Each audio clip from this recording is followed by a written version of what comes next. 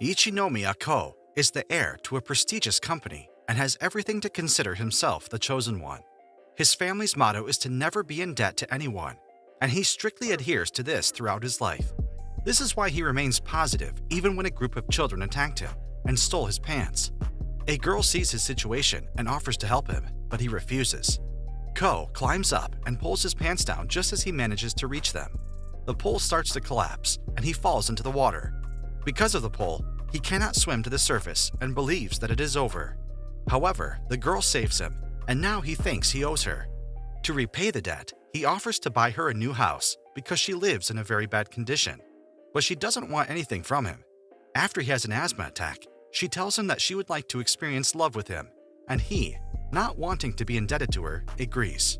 She demands that he move in with her immediately and offers him a guest room. At first, he wants to leave, but after she guilt-tripped him, he agrees. It turns out that her guest room is actually part of the bridge, but Ko still doesn't give up.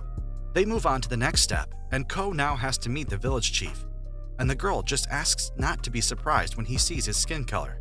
They go to the river and meet a green creature known as a kappa that is actually a chief. While talking to him, Ko realizes that it's just a human in a costume, but the kappa and the girl continue pretending. Before Ko manages to leave, the girl tells him that the chief should give him a name, and again, wanting to repay the girl, he agrees. Then, he learns that the girl's name is Nino, and the man in the costume gives him the name Recruit. He spends the night on the bridge, and the next morning, he complains to the girl that a single piece of cloth was not enough to keep him warm, and she tells him that it is the only blanket she has.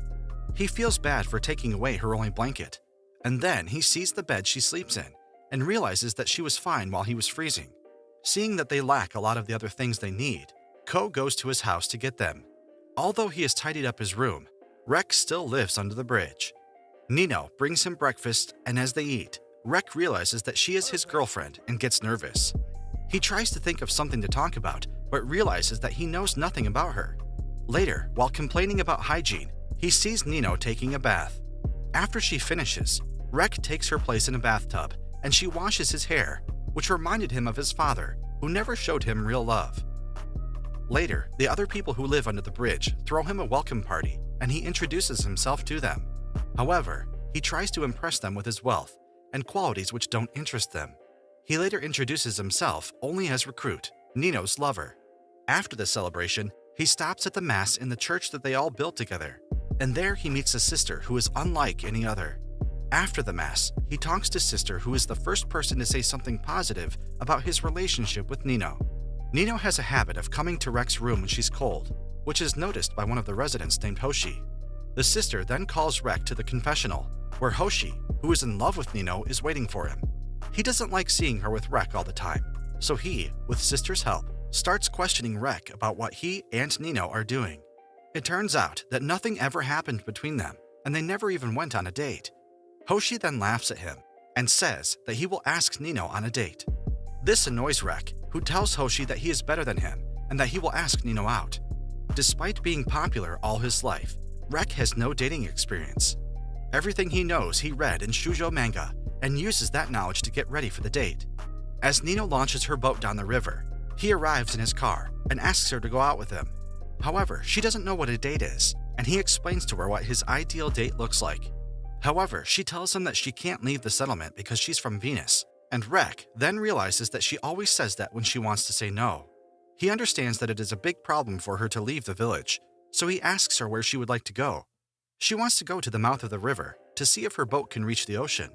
Rek agrees to go there and gives her the dress he planned for her to wear.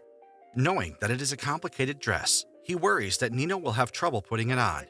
But when he sees her in the dress, he wonders if she has worn such things often in the past. The two go on a date, and there is an awkward silence between them. Nino asks him if the date should be like this.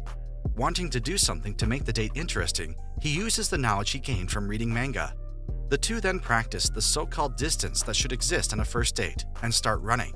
After they're done, it's back to normal, and Rek tries to make the date interesting again. They decide to take a rest, and Rek uses this opportunity to ask about Nino's past. This upsets her, and she mentions Venus again, which tells Rek that she doesn't want to talk about it. Then Nino notices her little boat stuck, and it makes her sad. To cheer her up, Rek jumps into the water and frees the boat, which makes her blush, after which they return home. The next day, while they are at the mass, a little girl named Stella appears, and it turns out that Sister took care of her while working in an orphanage in England. Sister asks the people to look after Stella, and Nino suggests Rek to do so. While the two of them are together, it seems to Rek that she is just a girl, but when she asks him to play Fight Club, he realizes that she isn't an ordinary child.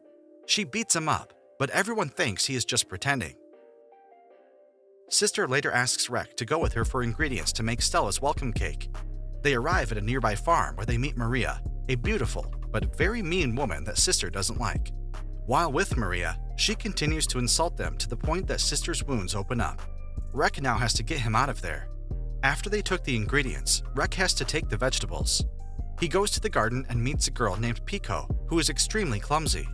After a strange encounter with her, he gets what he came for, and Stella's welcome party begins.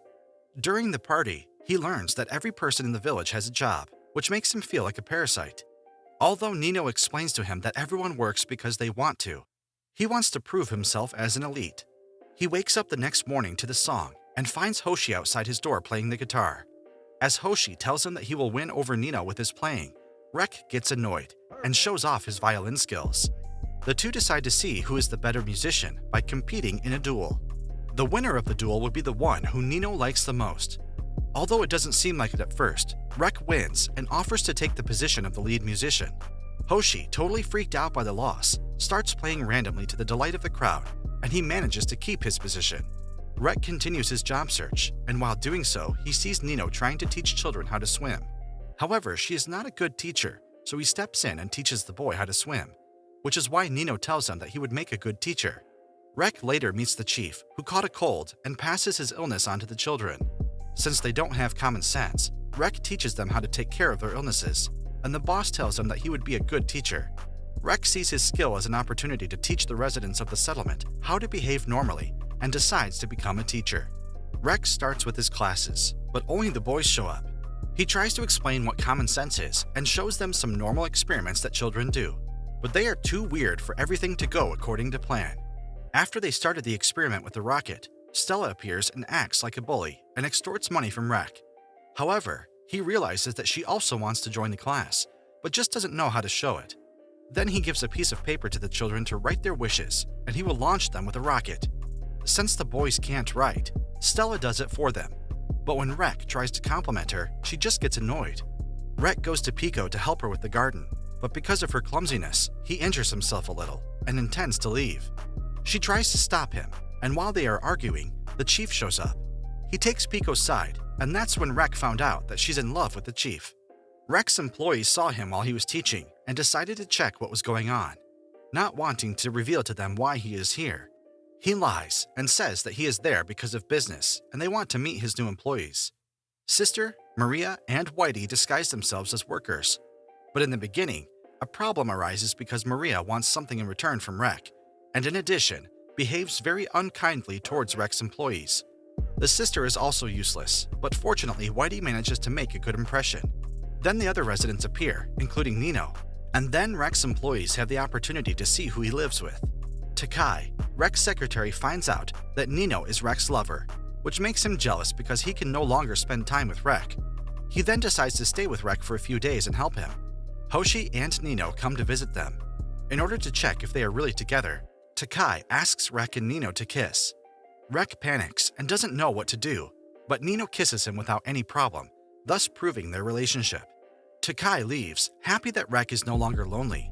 However, all this is found out by Rek's father, who doesn't want his son to disgrace the family name. As they try to help Hoshi, Rek learns that Stella is in love with Sister. This worries him because he knows that Sister likes Maria. The two adjourn with Stella so that she can make some food. As they talk about Sister, Hoshi, saddened by his unrequited love, reveals to Stella that Sister likes Maria. She then gets furious and wants to confront Maria, and Hoshi and the two boys go with her. Rek rushes to the farm to inform Maria about this. However, she already knows everything, and when Stella appears, Maria asks Rek to fight her. After he gives up, Maria attacks Stella and wins easily. This saddens Stella, who thinks she is weak, but Maria comforts her. While on the bridge, Rek notices someone entering Hoshi's house. When he came to check, he realized that it was Hoshi without the mask. Then the musician decides to reveal to him the story behind the star he wears all the time. However, Rek understands that it is just his delusion. A fire breaks out under the bridge, and Rek immediately comes to put it out. There, he meets Sister, who is not too worried, and soon the Chief joins them. Rek doesn't understand why everyone has so much faith in Chief, who is completely incompetent. After the fire is extinguished, Rek notices some people and learns that they have come to build a park under the bridge and that the project director is actually his father. This means the residents will have to leave, and Rek immediately informs the sister and boss, who don't seem too concerned. The next day, Rek gets a warning that they have to move out, which causes everyone to panic. But Nino is determined to stay under the bridge. Rek knows that his father is doing this because of him and wants to leave the settlement to save his friends, but Nino doesn't approve of it. He then decides to do everything in his power to stop his father. He goes to his office and starts a project to get ownership of the area under the bridge. During this time, the others try to chase away the workers who come every day. Rek's father monitors everything Rek does and prepares a counterattack. When Rek returned to his friends, he told them about his project. However, he soon receives a call, and one of the employees tells him that he has given up because he doesn't want to be against the Ichinomiya group. Then Rek decides to contact his father directly in order to solve everything. Rek's friends start to get angry with him for not being able to call his father, but Nino defends him. While they are joking around, Rek's father learns that his project has been stopped. He tries to change it but fails. The minister who stopped the project knows that this will cost them money, but the mysterious man promises that he will take care of everything. Rek's father goes to the bridge where some children steal his pants. There he meets Nino, who doesn't know who he is, but still tells him that he and Rek have some similarities. There he realizes that Rek is not the person who stopped the project. Then his phone rang, and he, knowing that Rek is calling, hands the phone to Nino. The police arrest him for walking around without pants, and Nino answers the call. Not knowing that she answered the call, Rek says that he has decided to stay with her and the others until the end, which makes her very happy. Rek soon learns that he and his friends are safe, and his father leaves the police station. Everything is back to normal under the bridge. Rek suggests that Nino get his hair cut, which she agrees to, and they all go to the salon. He finally meets the hairdresser known as Last Samurai, which he has been avoiding all this time, as well as some other people. Rek is scared, but the Last Samurai trimmed all of their hair in a split second, except for the sister, who kept dodging out of reflex. While teaching the children, they express their desire to go to the fair, but since they don't want to leave the village, Rek promises to build them a fair under the bridge. He works on it for 3 days, and with the help of everyone, he succeeds. He takes the kids on different rides that only the people who live there could come up with. After a long day, Rek remembers one of the few good memories he had with his father, and Nino promises him that they will make more memories together.